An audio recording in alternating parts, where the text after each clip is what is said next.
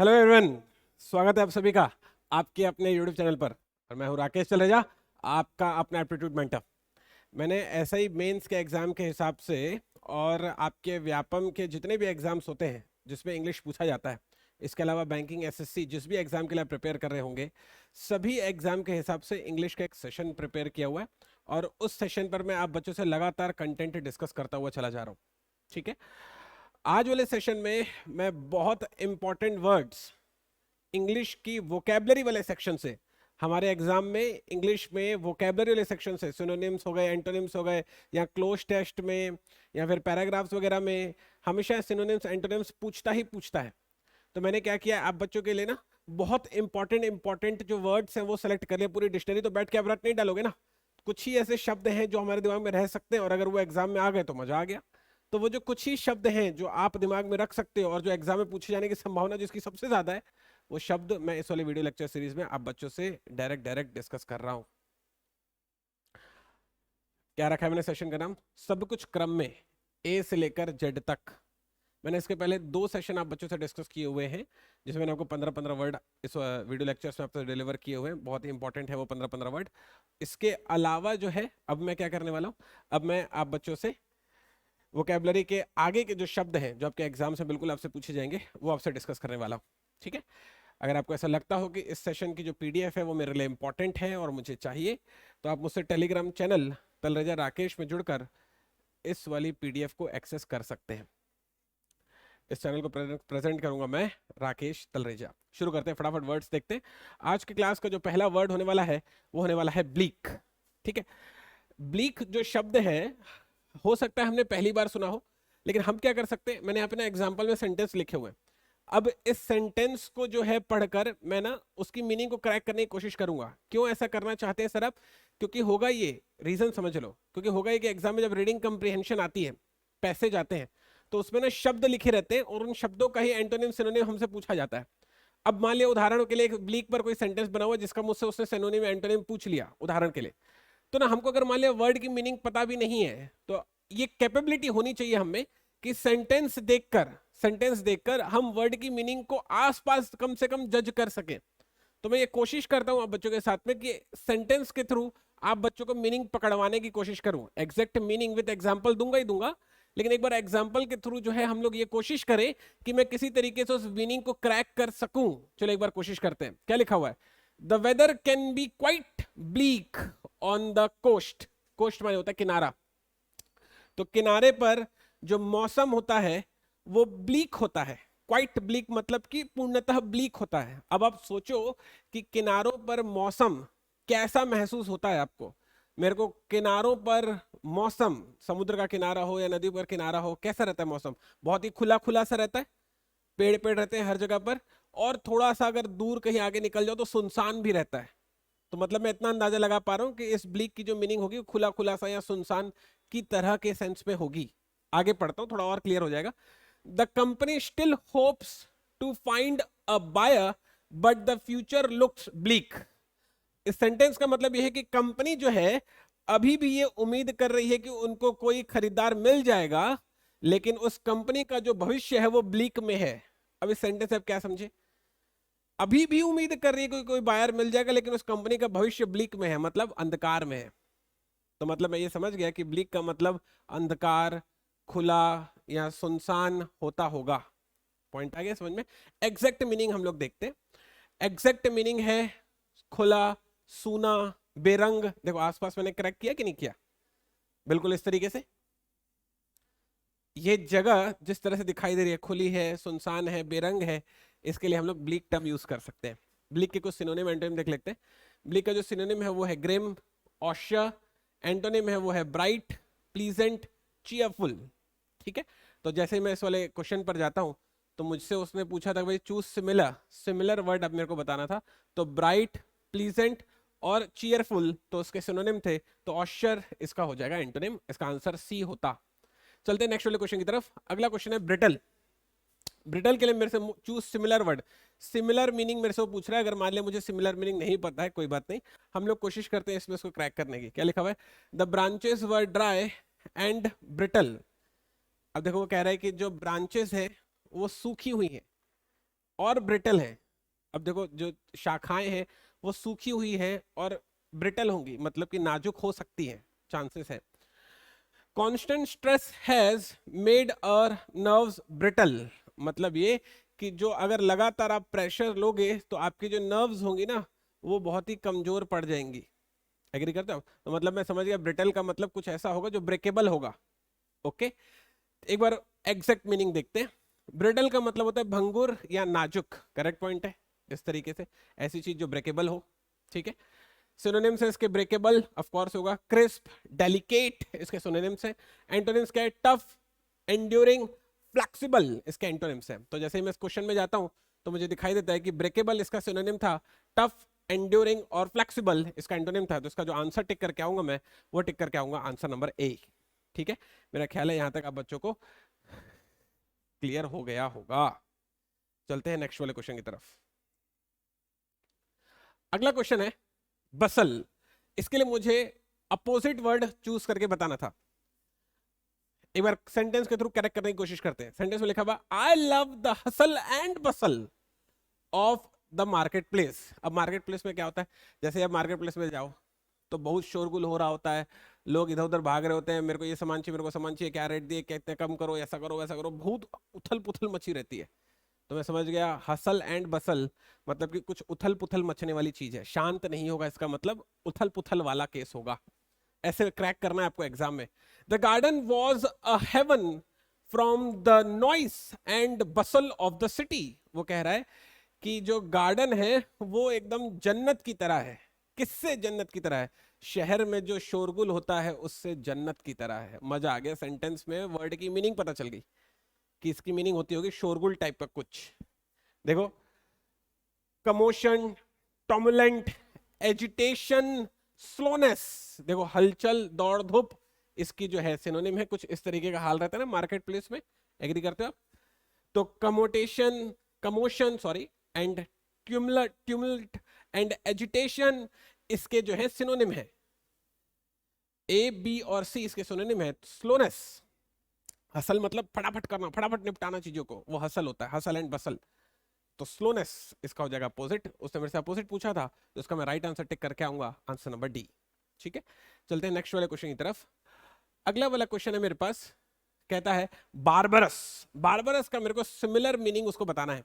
अब बारबरस का मेरे को सिमिलर मीनिंग बताना है, अगर मुझे नहीं पता है तो सेंटेंस के थ्रू इसकी मीनिंग को क्रैक करने की कोशिश करता हूं। सेंटेंस में कहता है it was barbarous to treat prisoners in that manner. वो कह रहा है कि कैदियों को इस तरीके से, कैदियों से इस तरीके से सलूक किया जाना बारबरस है। जैसे उदाहरण के लिए आप सोचो कि भाई भगत सिंह जो थे उनको जेल में डाल दिया था और भगत सिंह ने ये देखा कि कैदियों के साथ जो है बहुत खराब तरीके से पेश आया जाता है। तो भगत सिंह ने क्या किया था? खाना और पानी दोनों छोड़ दिया था। अगर दोगे तो इज्जत से दो वरना मत दो। तो अंग्रेज भारतीय कैदियों के साथ जो सलूक कर रहे थे वो बारबरस था। समझ में आएगी मीनिंग? क्रैक हुआ कुछ? How can they forgive such barbarous behaviour. वो इस तरह के दुष्ट व्यवहार को कैसे माफ कर सकते हैं? ये है बारबरस। बारबरस मतलब होता है दुष्ट, असभ्य, क्रूर। सिनोनिम क्या है? Frustrated, perplexed, unsophisticated. एंटोनिम क्या है? सिविलाइज्ड। हाँ भैया, बहुत इंसान सिविलाइज्ड है। Cultured, polite. ये आप अगर इंसिडेंट देख रहे होगे, ये दरअसल द्रौपदी हैं जिनके साथ पूरी सभा में दुर्योधन ने बहुत बारबरस बिहेवियर किया था। ये मोमेंट आपको ख्याल होगा। तो उसने मेरे से पूछी है सिमिलर, तो सिविलाइज्ड, कल्चर्ड और पोलाइट, तो इसके एंटोनिम हो गए। सिमिलर होगा अनसोफिस्टिकेटेड। मैं इसका आंसर एग्जाम में डी मार्क कराऊंगा। ठीक है, चलिए चलते हैं नेक्स्ट वाले वर्ड की तरफ। अगला वर्ड है बैरॉक। उसने मेरे से पूछा है बैरॉक का सिमिलर मीनिंग क्या होगा। चलो बच्चों लोग सुनते हैं। बैरॉक के लिए मुझे क्या करना है? मुझे उसको सिमिलर मीनिंग बताना है कि क्या हो सकती है। चलो एक बार कोशिश करते हैं मेरे साथ। हम लोग का सेंटेंस लिखा हुआ है, इसको एक बार क्रैक करने की कोशिश करते हैं। The baroque style is rich in ornament. वो कह रहा है कि जो आभूषण होते हैं ना उसमें बैरॉक स्टाइल बहुत ही सुंदर लगता है। ठीक है भाई। Such decoration was a typical feature of the baroque period, वो कह रहा है कि इस तरह की जो डेकोरेशन है इस समयांतराल में टिपिकल फीचर, मतलब इस तरह में ला पाना टफ है। तो बैरॉक पीरियड में मतलब कि एक कहना चाहिए विचित्र, विचित्र मतलब कि अटपटे समयांतराल में इस तरह की डेकोरेशन, या फिर अगर जैसे मान लिया कुछ आभूषण बनते हैं तो आभूषणों में क्या करते हैं कि भाई हर जगह लाल पीला कर दिया, बीच में काला कर दिया, तो सुंदर दिखने लग जाता है, अचानक से एकदम यूनिक लगने लग जाता है। तो मैं ये कह सकता हूँ कि ये जो तरीका है बैरॉक कन्वे करने का थोड़ा यूनिक है, थोड़ा विचित्र है। जैसे लिखा हुआ है ना द बैरॉक स्टाइल, मतलब जो यूनिक स्टाइल है ऑर्नामेंट में, आभूषण में, वो बहुत सुंदर लगती है। इसका सेंस ये है। एक बार करेक्ट मीनिंग देखते हैं। बैरॉक मींस अलबेला, विचित्र या काल्पनिक, ऐसा जो किसी ने सोच न सका हो। आसपास हैं हम लोग। सिनोनिम है फ्लोरिड, गिल्ट, ऑर्नेट। एंटोनिम से प्लेन, अनएडॉर्न्ड, अनडेकोरेटेड। जैसे ये रहा, ये आपको जो पेंटिंग दिख रही होगी बहुत ही विचित्र पेंटिंग है ये, मतलब इसे समझ पाना, और इसमें ऐसे कई तरह की चीजें होंगी। अगर कोई असली कलाकार होगा तो इस पेंटिंग के 10 मायने निकाल सकता है ना। तो ये बहुत ही विचित्र पेंटिंग। तो उसने मेरे से क्या पूछा, उसने मेरे से सिमिलर पूछा। तो मैंने आपको क्या बताया कि फ्लोरिड, गिल्ट और ऑर्नेट उसके सिमिलर है। तो फ्लोरिड सिमिलर होगा, ए आंसर हो जाएगा। बाकी प्लेन, अनऑर्नेंट और अनडेकोरेटेड इसके एंटोनिम हो जाएंगे। चलते हैं नेक्स्ट वाले वर्ड की तरफ। अगला वर्ड है, छठा वर्ड होगा आज की क्लास का, दैट इज बैरन। बैरन जो वर्ड है, अच्छा यहाँ पर जो सेंटेंस है वो किसी और का आ गया, मुझे उसको अपडेट करना होगा। I will update that. Barren basically किस चीज के लिए यूज होता है? बैरन जो जगह ना अनफर्टाइल है, जैसे सेंटेंस में देखते हैं। अच्छा ये देखो जरा, जो जगह जो है अनफर्टाइल है, जैसे आप इसे देख रहे हो ये बहुत ही बंजर भूमि है, तो बंजर भूमि के लिए हम लोग यूज कर सकते हैं बैरन, बंजर या बांझ के लिए, जिसका सिनोनिम होगा डेसोलेट, स्टराइल, एम्प्टी, और एंटोनिम होगा डैम्प, फर्टाइल और मॉइस्ट। ठीक है। तो उसने मेरे से क्या पूछा है? उसने मुझे पूछा है भाई सिमिलर, सिमिलर के लिए मुझे मैंने बताया कि डेसोलेट, स्टराइल और एम्प्टी उसके सिमिलर है। तो एम्प्टी उसका सिमिलर था, तो इसका आंसर होना चाहिए था डी, और डैम्प, फर्टाइल और मॉइस्ट उसके हो जाएंगे एंटोनिम, तो इसका आंसर होने वाला है डी। पता चला आपको? कंफर्टेबल है आप लोग इसमें? ये सेंटेंस में अपडेट कर दूं, उसके लिए परेशान होगी, जब पीडीएफ आपको मिलेगी तो इसमें अपडेटेड मिलना चाहिए। नेक्स्ट है barrier.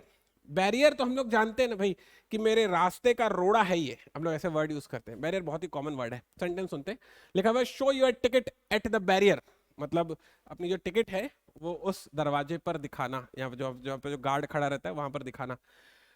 The police put a barrier across the road to stop the traffic. ऐसा होता है ना, जगह जगह पर जो पुलिस है वो बैरियर लगा देती है ट्रैफिक को रोकने के लिए, है ना। ठीक है भाई, तो बैरियर है रुकावट, अवरोध, जो कि इस तरीके का दिखाई भी देता है, बिल्कुल हमने देखा होगा कहीं ना कहीं। सिनोनिम है इसके बैरिकेड, ऑब्स्टेकल या वॉल। एंटोनिम है इसके लिंक, असिस्टेंस या फिर हेल्प। ठीक है। तो मुझे क्या चाहिए था? मुझे इसका अपोजिट चाहिए था, तो लिंक इसका अपोजिट होगा, बाकी असिस्टेंस, हेल्प और ऑब्स्टेकल।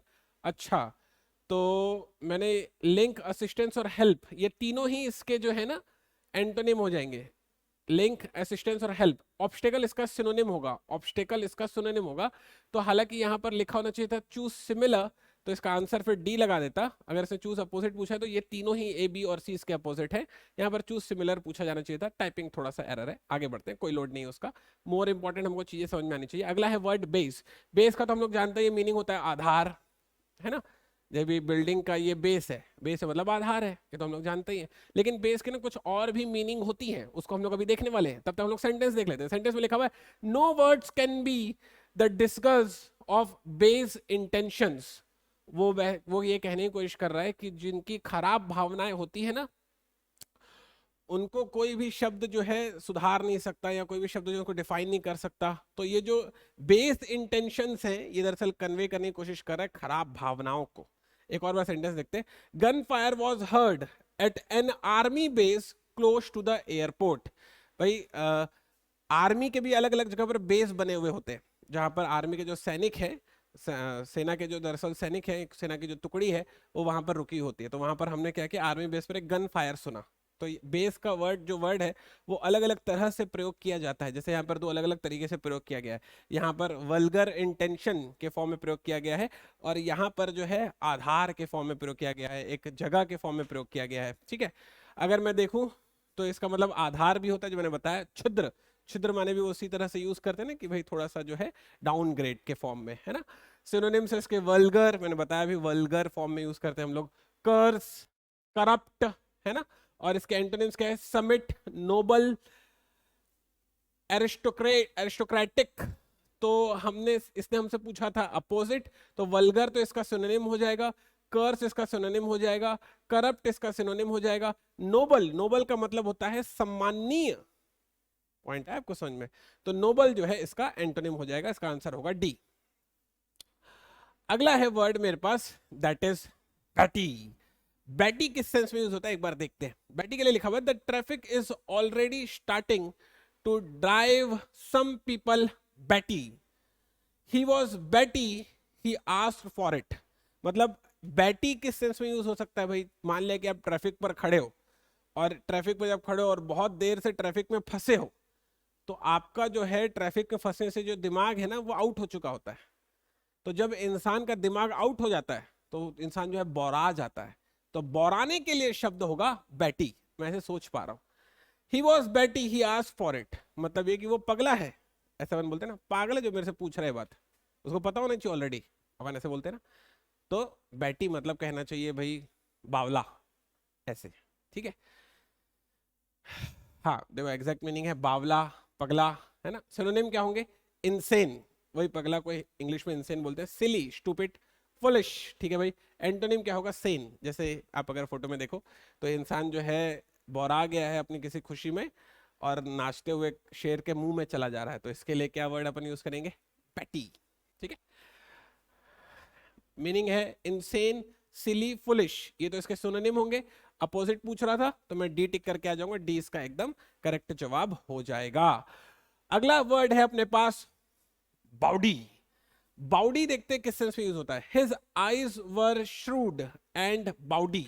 अच्छा, all the people in the party were disgust with his bawdy jokes. अब देखो सारे के सारे जो लोग हैं पार्टी में हैं, और किसी इंसान ने ऐसा जोक क्रैक किया है कि सारे के सारे लोग डिस्गस्ट मतलब कि खराब फील कर रहे हैं। तो किसी ने बेहुदा जोक क्रैक किया होगा, है ना।